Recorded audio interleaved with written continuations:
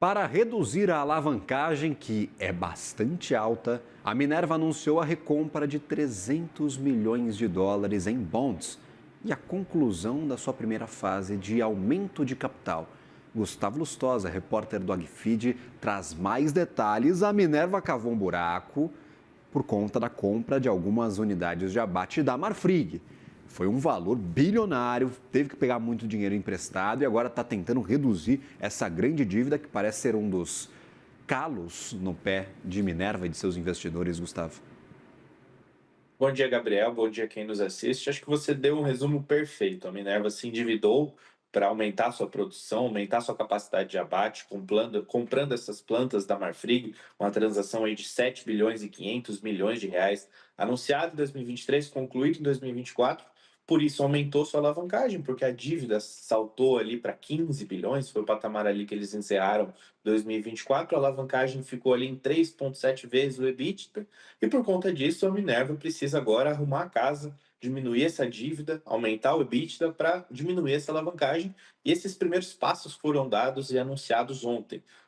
A empresa ela arquivou dois comunicados na CVM, um dizendo justamente que tinha recomprado esses bons títulos de dívida que circulam lá fora, e outro que concluiu esse primeiro processo. Primeiro, em relação aos bonds, a Minerva anunciou que recomprou aí cerca de 309 milhões de dólares em bonds. São dois títulos ali com vencimento, um em 2028, outro com vencimento em 2031, e ela disse nominalmente no documento que utilizou os recursos do aumento de capital para fazer esse movimento. No outro comunicado, a empresa anunciou que esse primeiro processo do aumento de capital, aquele que os acionistas têm aquele direito de preferência de aportar o dinheiro primeiro, já foi concluído.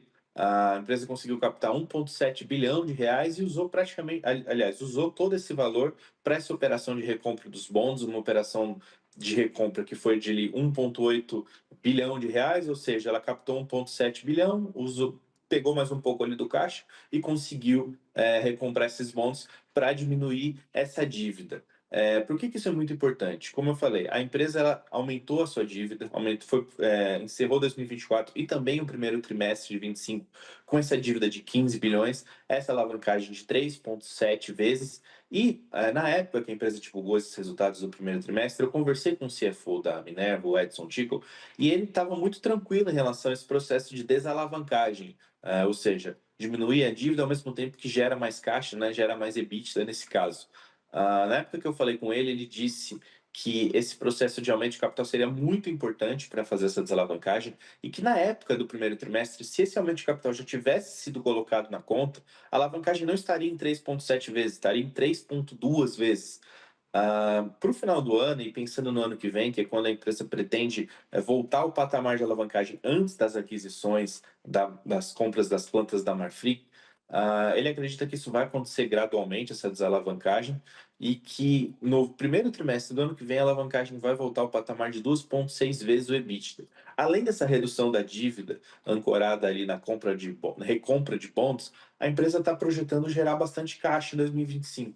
A Minerva divulgou um guidance ali de uma receita líquida ao longo desse ano como um todo de 58 bilhões de reais.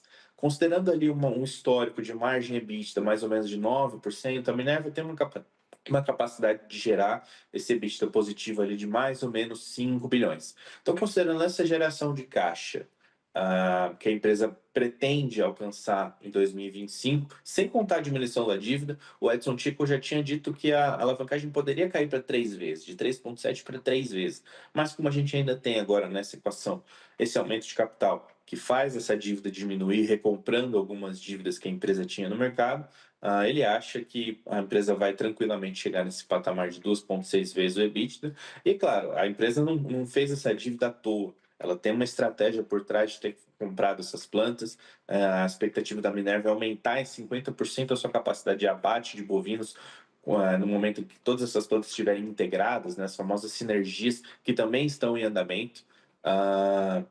De um outro lado, esse aumento de capital aí que acaba até aumentando um pouco a fatia ali da família controladora, dos Vilela de Queiroz, ganharam ali uns 4% a mais nesse aumento de capital. Outro acionista que também colocou dinheiro nesse aumento de capital foi o fundo saudita Salik, que também ali tem bastante percentual da empresa. Vamos ver como é que o mercado reage hoje, porque eu lembro que quando a empresa divulgou esses resultados do primeiro trimestre, essa alavancagem elevada, o mercado ali ficou um pouco cético em relação ao guidance de receita. Vamos ver se nesse primeiro movimento aí da Minerva, de fato diminuindo essa dívida líquida, vai agradar o mercado.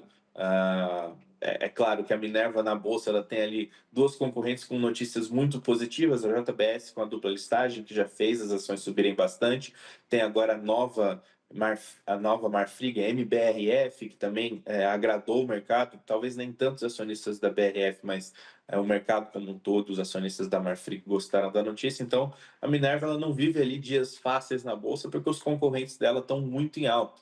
Mas é um movimento aí muito importante da empresa de mostrar que está de fato colocando a casa em ordem, recomprando alguns bons. Vamos ver como é que o mercado reage hoje nesse dia aí, dia chuvoso aqui em São Paulo, mas vamos ver como é que as ações da BIF3 vão performar hoje na bolsa, Gabriel.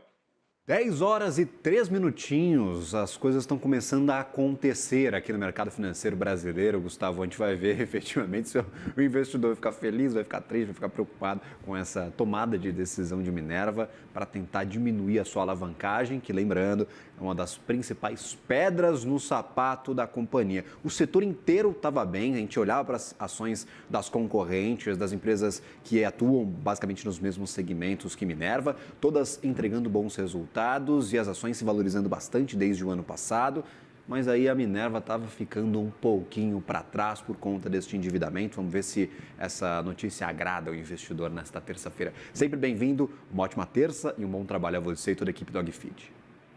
Obrigado, Gabriel, para todos vocês aí da CNN também.